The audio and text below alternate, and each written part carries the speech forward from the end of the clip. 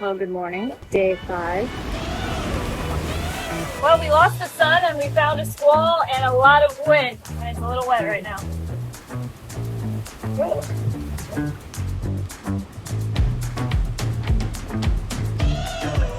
Both Tim and I are just absolutely exhausted. It was pretty rough today. Day 8. The birds stay with us all the time. They have pooped all over the boat. That's the first vessel we've come moving close enough to see it. There's finally some clear sky ahead. That's exciting. Hey there, I'm Kelsey, that's Tim, and this is the story of our adventure. Life is fleeting, and we want to squeeze every bit out of it. We are wandering the world, so home is a bit of a moving target for us. We love finding the random, the remote, and sharing it all with you. So subscribe to get lost with us and hopefully find some inspiration to go after your own dreams.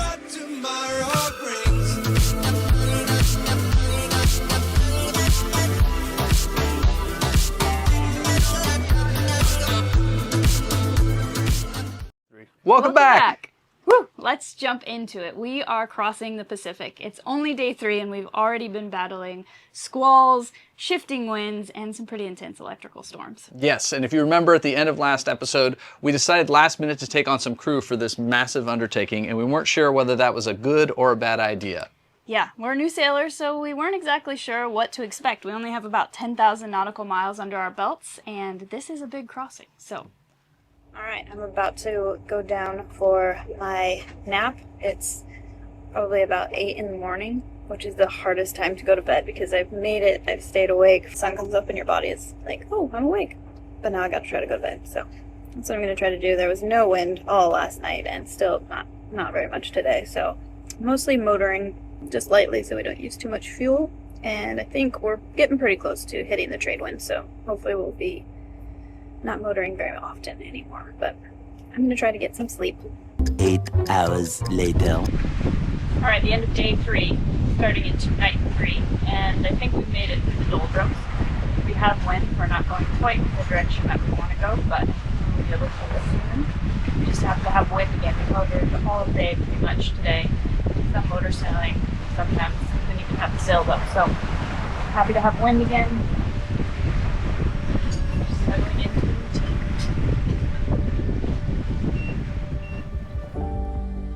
Day 3. Today, the birds are sticking with us, landing on the boat whenever possible, although the seas are still pretty rough, so mostly I think they just like that we scare up the flying fish. And just like the birds, the storms have stayed with us. At night, the horizon erupts with flashes of lightning, illuminating the ocean in brief, eerie bursts. It really is beautiful to watch, but beneath that beauty is a constant reminder of just how dangerous these waters can be. Just before dark, a playful pod of dolphins came by to say hello. They always seem to show up just when I need a little pick-me-up, and their happy antics never fail to put a smile on my face. There's something special about being so far out here, just me and the dolphins sharing a few quiet minutes of joy. A little reminder that even in the emptiest places, you're never truly alone. It's crazy that since leaving the shipping lanes on our first night, we haven't seen another vessel, not even on AIS. We're so far from land now, but strangely, that doesn't scare me. It just feels normal, our little floating home bobbing along in the middle of the ocean. What's harder to wrap my head around is the sheer length of this passage. Also, Tim and I are really starting to feel our lack of sleep. One of us is always awake, on watch, and even though it feels like the long days and nights are stacking up, I'm so proud of how Tim and I are able to work through it all as a team. Sometimes the hardest times bring out the best, like that. And for me, there's so much comfort knowing we're in this together.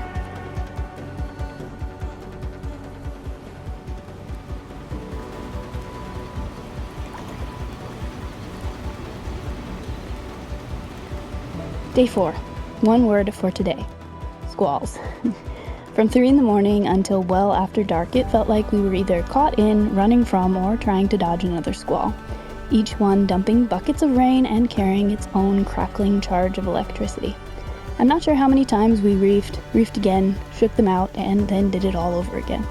There was either too much wind or not enough. Never just the steady breeze we wanted, and never in the direction we needed. The constant adjustments are tiring. I think in the past 24 hours I've probably slept a total of 3, Tim even less. The shifts demand constant vigilance, and it's wearing us both down. The seas never got huge, but they turned choppy and confused, making the ride loud, rough, and restless. Sleep was nearly impossible. Trying to take a nap when we are in rough seas. Sounds like someone's banging on the wall, and it's water. It's hard to get any rest. It's easier down here usually because you're not up where everything's happening and people are talking.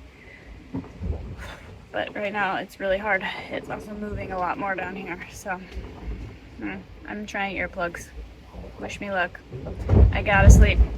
So tired. Why can't I sleep? Many hours later. Well, good morning. I think it is day 5.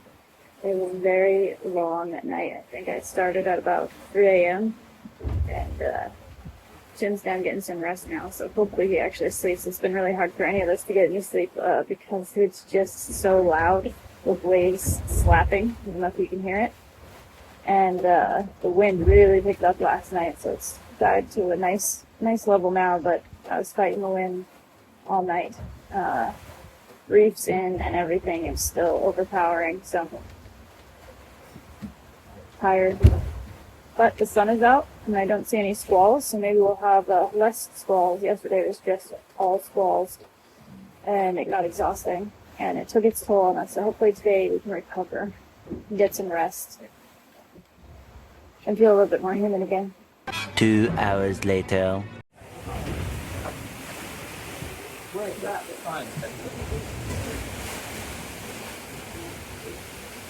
Well, we lost the sun and we found a squall and a lot of wind. And it's a little wet right now.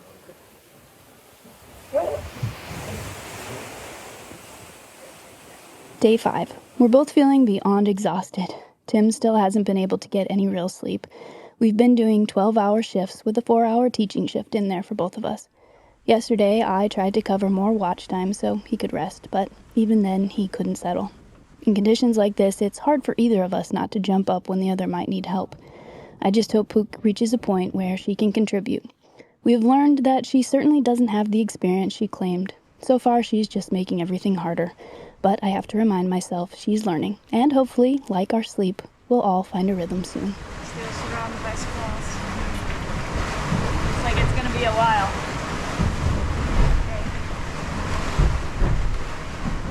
Clear sky. Small victories today. I managed to wash dishes from the past couple of days and made some oatmeal for everyone this morning. Tim isn't feeling well at all. I think maybe he's coming down with a cold. I keep hoping the wind and waves will ease enough to let us catch our breath. Alright, it is 8 o'clock. So Tim and I are just absolutely exhausted. It was pretty rough today. So hard to get any rest, and then just, the nature of it, we have to get up and change sails or reef, unreef, all those different things. So we're pretty tired. So it's 8 o'clock now. I'm just going on a watch. Hopefully Tim can get a little sleep. I slept for maybe an hour, and that's all my brain has to say right now. Very tired. Day 6. Today I decided to just embrace the nagging mother in me. I keep finding myself saying the same things over and over again to Pook. Don't leave things on the counter, they'll go flying. Remember, we have to be mindful of our water usage. Please wear your life vest if you're going forward. Don't forget, we need to close hatches when we leave an area. Normally, I'd leave well enough alone, but out here, consequences aren't just hers. On passage, every careless action affects all of us, our supplies, our boat, and our safety. Okay, some thoughts as I'm trying to go to bed. It's really hard to get to sleep when it's still bright outside. So I took something to help me sleep. We'll see if it works. I made some dinner for everyone tonight, which it has actually been a struggle to get food made. So I made some stuff before we left, and we've eaten through all of that, and then everyone has just been kind of snacking, which, one, no one feels great, and two, we don't have enough stuff to just snack the whole time anyway, so we got to start cooking food, and I get seasick, so it's hard for me to do it, but we need to, so I'm doing it. For me, being down there in the galley for too long gets me feeling pretty seasick, but I made some stuff and it'll last for a couple days. But yeah, sleep, eat, be on watch. That's what it feels like we do. Because it is. Now I'm going to listen to an audiobook and try to zone out all the other noises and movement and just go to bed. Because I need to be up at 1 a.m. to take over for Tim. That's when I want to sleep, this at 1 a.m. Day 7. We've officially been at sea for 1 week. Hard to believe, and harder still to wrap my head around how far we still have to go. During my watch last night, I woke Book for her session and reminded her again about the things she needs to keep an eye on while on watch. The problem is she doesn't pay attention, which scares me. I'm really trying to get her to be more proactive, but it hasn't clicked yet. To be honest, I'm getting frustrated with her. Besides being generally careless, she isn't retaining anything we teach her. It's as if everything goes in one ear and out the other. I understand it's a lot to take in, but even simple things aren't getting through, which is discouraging, especially when every bit of focus and energy counts out here. Today turned into another string of squalls. A calm sea never made a skilled sailor, right? Well, Tim and I are pretty much experts at reefing now. We can handle the first reef single-handed, and although the second reef can be done solo, depending on conditions, it's much easier and safer with a second set of hands. Unfortunately, Tim still isn't feeling good. He battled high winds during his watch, and I continued to get pounded on mine. In weather like this, we often hand steer to protect the autopilot. It has to do a lot of work in strong conditions, and we really don't want to kill it. This passage has also made it clear we need proper foul weather gear. Our rain jackets soak through in minutes. Thankfully, the air is warm, so it's more an annoyance than a danger right now.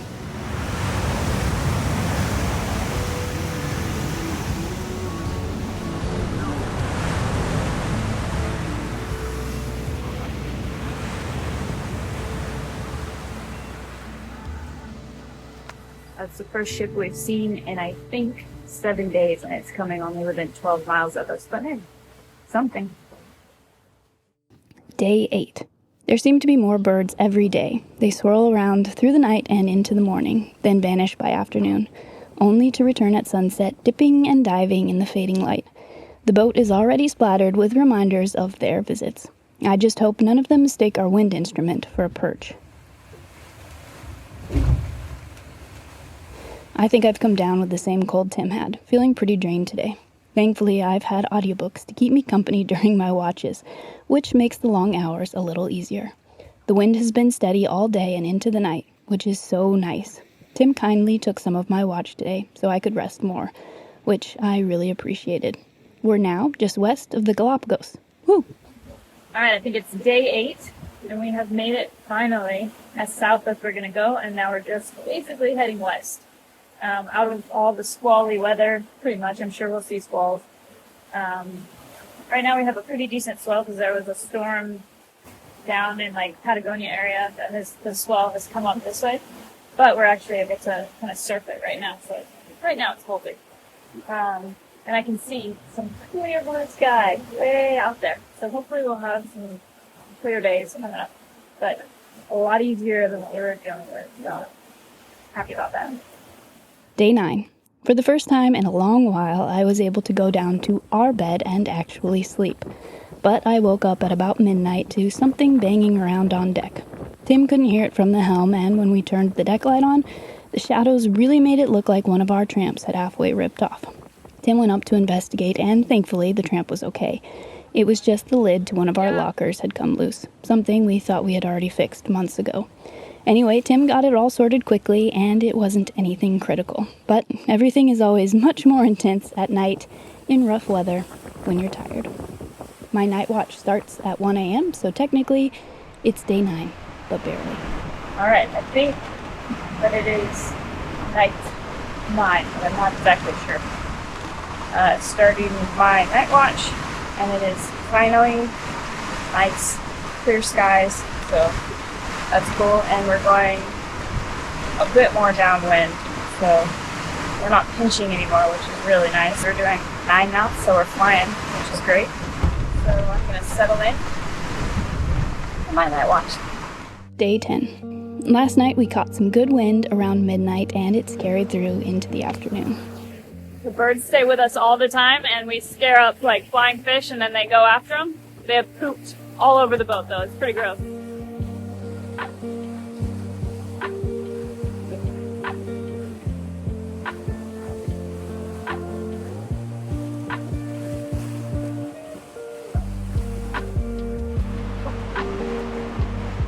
We've finally gotten to the point where we're making food. We've kind of survived on snacks and what we had pre-made before, and now we're at the point where we actually need to cook.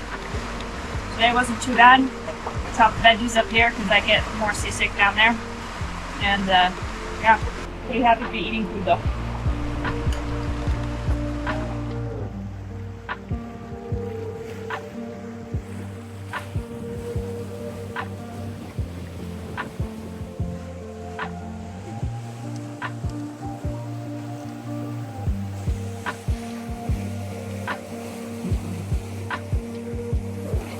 That's the first vessel we've come even close enough to see it. It's a fishing boat called Captain Danny. I don't know what country it's from. I can't find that information. So maybe they're way out here. We should probably throw lines in the water. If Captain Danny is fishing, we should be fishing too. I miss spending time with Tim. These days were ships passing in the night. When I'm awake, he's asleep, and vice versa. Dolphins are giant. I've never seen one so big.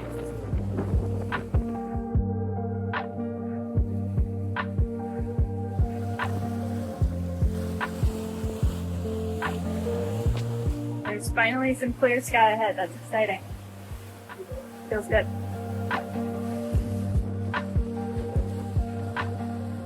Have the card on so that you can hear me. Night watch, and it's pretty windy, but right now it's okay. I'm starting to get the feeling that Cook is not really very interested in learning to sail. She also cannot cook, so it's gonna make the passage all a bit more interesting and frustrating as well. But oh well, nothing we can do about it now. Day 11. We are ripping along at 10.5 knots. Nice to have a current with us. It's definitely a wild ride though aboard SV Goose. Up and down, back and forth, side to side. I have 2 reefs in the main and in the jib, and am still struggling to slow the boat down.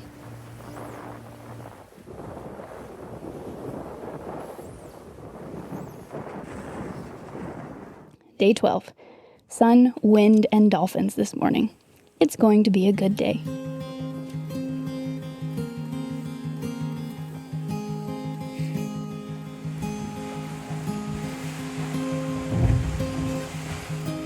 The birds have gone from being kind of neat to very obnoxious and pooping everywhere all over the boat, and they stink and they won't leave us alone.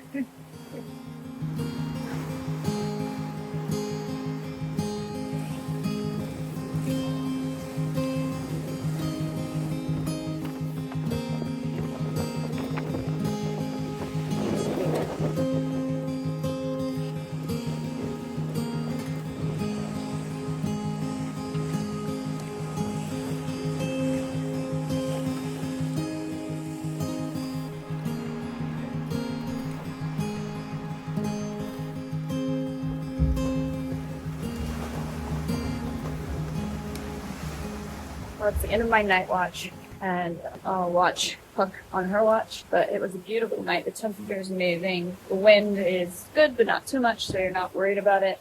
Just a really enjoyable night watch. So once Puck's watch is done, Tim will come on, and I get to go to sleep. Yeah, good night watch.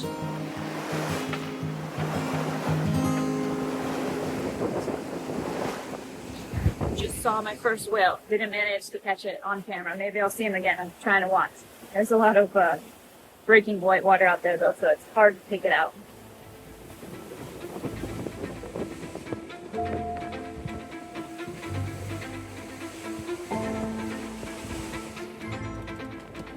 We are now coming into the area where there are a lot of mostly Chinese fishing boats. And then when I say a lot, it is incredible. Hundreds and hundreds of boats just stretched out hundreds and hundreds of miles.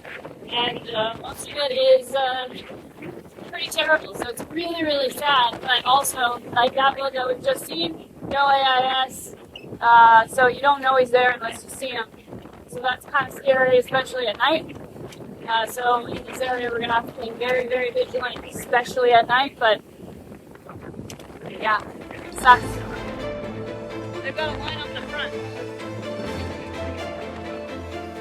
Also, they drag lines out like miles and miles behind them, so it's always sketchy to pass them because, like that one in front of us, he had lines that he was picking up out in front of him. But you can never really tell if we're gonna just get tangled with some fishing lines behind us. So.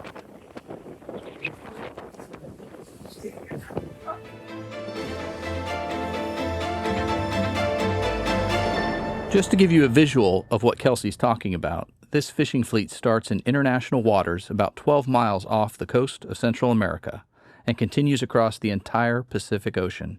And keep in mind, this is just the boats that show up on AIS. The majority, in our experience, don't keep AIS turned on. It's pretty wild.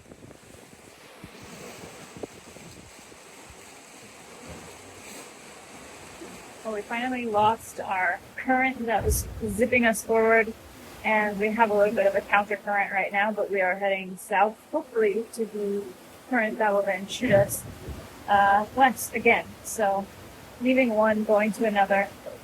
But yeah, it's hard to go from like having 2 extra knots with you if you're having one against you. But we'll still make a good time. There's a good wind, and it's sunny today, so have a line in the water. Good day.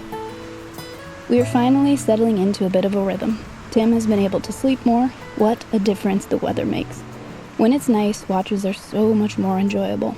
We still hit the occasional squall, but it's not constant anymore. Thank goodness. In the words of Van Morrison, hear the sailors cry, smell the sea and feel the sky. Let your soul and spirit fly. Okay, these are my confessions from bed after my watches. So I got a little bit annoyed openly with Cook on her shift because we have done reefing and unreefing so many times. And yet every time we do it, she doesn't know what she's supposed to be doing, and it's very, very frustrating. So before we reefed, I said, we're going to reef. Do you know what you need to do? She did not. So I told her exactly what I needed her to do, gave her every step of the way, and I said, are you good? Yes. So we turn into the wind, pull down the reef, and I go, okay, start pulling. So all she has to do is literally pull in the line. And she barely pulls, and I'm like, okay, pull more. And I told her, pull with your hands fast, and then once you can't pull anymore, put it on the winch, and then winch it in. And she was really struggling, so I put it on auto to hold us into the wind, and I went over to her, and she did not have the line on the winch, like locked into the winch. It was just a mess, and so I was like, look, we've done this a lot. You should know how to do this by now. So I'm kind of at the end of my rope with that. I feel like it's dangerous at this point. She doesn't know how to turn on or off engines ever, even though we've showed her all of this a million times. Doesn't know what any of the lines do. So at this point, I let her go to bed early and took the last of her shift because also autopilot, we're just going to kill it because she just goes back and forth and back and forth. So I don't really know what to do, and I'm frustrated with her. So that's that. We've also gotten to the point where we are going to start seeing more fishing boats, which makes me more stressed out for her watch too, because I don't feel like she pays very good attention. But yeah, I'm gonna try and relax now. Very worked up. So if you can hear me, what you're seeing is not a city. We're 2,000 miles from shore. There's several out there. You can see those little bursts of light. Those are all the fishing boats. Chinese fishing fleet. Thousands, at least hundreds of boats out here that we can see on AIS. And then like this one right here just popped up on AIS and then shut it back off to kind of let us know he was there, I guess, and then turned it back off. And then there's one directly in front of us that did the same thing. So normally we'll see a target, 15, 16 miles out, which is why I have it on this radius. And that one we saw when it was about 8 miles out, and that one we're at about 4 miles, and we just saw him pop up.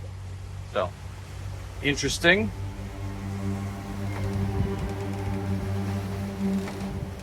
Good morning. It is about midnight, I believe, and I have taken over Fort Sam, and we have found a lot of fishing boats. And I can see all the lights on the horizon all around us. It's incredible how many there are, because you can't really see them. I mean, obviously you can see it if you get close enough during the day, but not a lot. And at night, man, just they're everywhere. So a couple of them have AIS. Tim said that they've turned their AIS on as we've gotten closer, so hopefully that just means they're watching. And yeah, just trying to keep an eye on them, and it's hard to totally judge which direction they're going, so I kind of have hope that they know where the nets are. They don't want me to hit them as much as I don't want to hit them, so spooky. Make their along the night watch this morning. But it's clear skies, tons of stars. Stars and fishing boats. That's what it's all about. I think we'll cross the equator today. That's the update for now.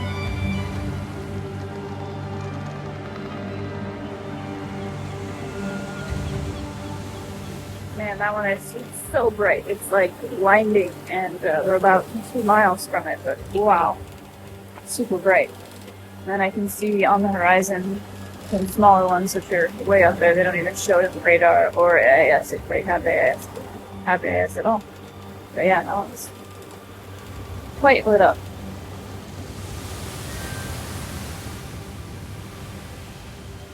The vast Chinese fishing fleet has hundreds of ships working the waters just beyond national boundaries. Out here, they stay for weeks, even months, pulling in squid and tuna under the cover of night, often, as we experienced, with their tracking off to avoid detection. A floating ghost city at sea.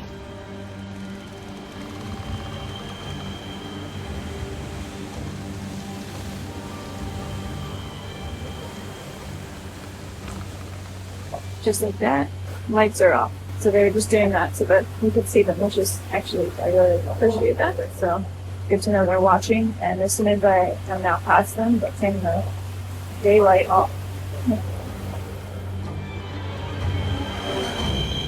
Well, there you go. Whew. Yeah, it's wild. We knew that Chinese fishing fleet existed, but until you're trying to cut through the middle of it, more boats are popping up on AIS, you're aware of the fact that some of these nets are miles long and you're hoping you don't catch any. We're really thankful that they just sort of parted the way and nothing got caught on goose. Yeah, that was really nice. We didn't have to change course for them much at all. So, that's it for this episode. It's been a bit of a rough start, but join us next week as we finally get to get our spinnaker out and have our first big failure. Yeah. So as always, thank you so much for watching, and we'll see you next week.